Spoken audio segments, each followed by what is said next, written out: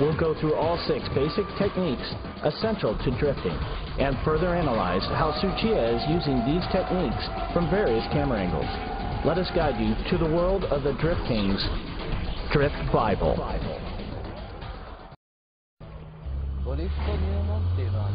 This one's for all beginners. Everyone goes through this stage. I started off doing this too. This drifting relies all on the e-brake. Straightaway, brake, toe, and e-brake. Right there. Just like this. Well, it all starts from something like this. Don't worry about how you exit the corner. Just try to pull the e-brake at the corner entrance and concentrate on making the car go sideways. One must learn the timing and the rhythm of the Drift King's drifting procedure and actually feel the exact moment the tail slides in order to master the 6 basic drifting techniques. The length of the tail slide depends on the steering angle, plus how long and how strong the e-brake is being pulled. All maneuvers must be done smoothly and timely, and to do that, having the right driving position becomes crucial. This is a must in order to give a car a quick countersteer and respond to the car's slightest movement.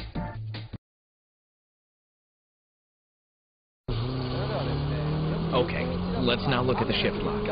I used to do this on snow and wet surfaces. I don't recommend to do this on dry roads, but here we go.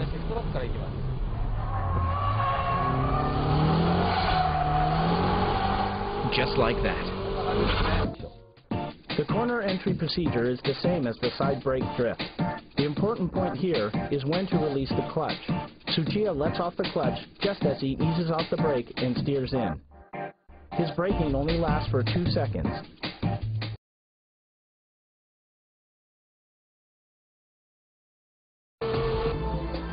In power over drifts, throttle control is the key.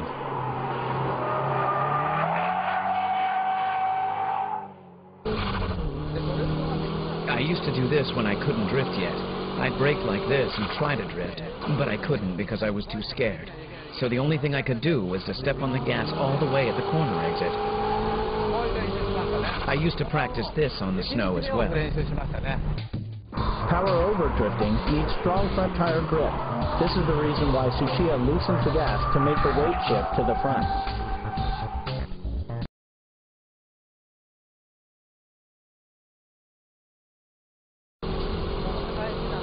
The 3 important things here are when to steer in, when to shift down, and how long you keep braking.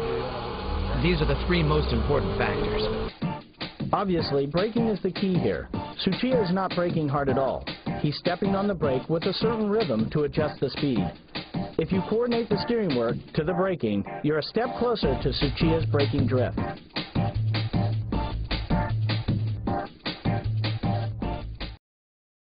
When weight transition is difficult to make just by braking, you shift the weight with a feint movement.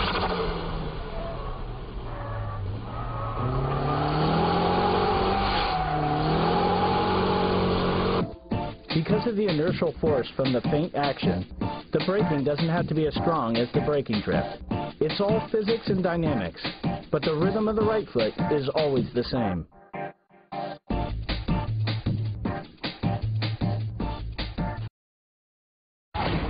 Okay, shall we try this dynamic drifting? This one's pretty difficult, so even professional racing drivers like us can't always get it right. Drifting begins from stepping off the gas, just like the Fuji Speedway's 100R or the final corner at Tsugo.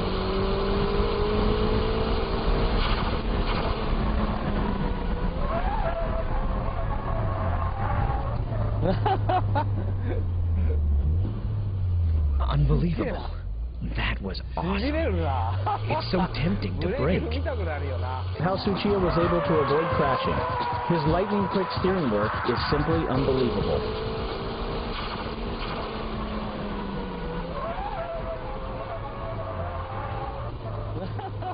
So that was dynamic drifting, which is the ultimate form of all drifting. That wraps up the 6 basic techniques of drifting. I won't recommend the dynamic drifting at the early stages of learning how to drift, since it can be dangerous. With With the mastering of all these 6 basic techniques, you too will be able to drift like a pro. The first thing you have to do if you want to take up drifting is not to be afraid.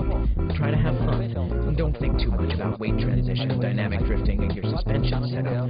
Visit a track, go out there, and start pulling the e-brake. That's the best way to learn how to drift. After you get the hang of it, try to use all 6 techniques in various corners. Take your car to as many tracks as possible and try different styles of drift. And again, be safe and have fun.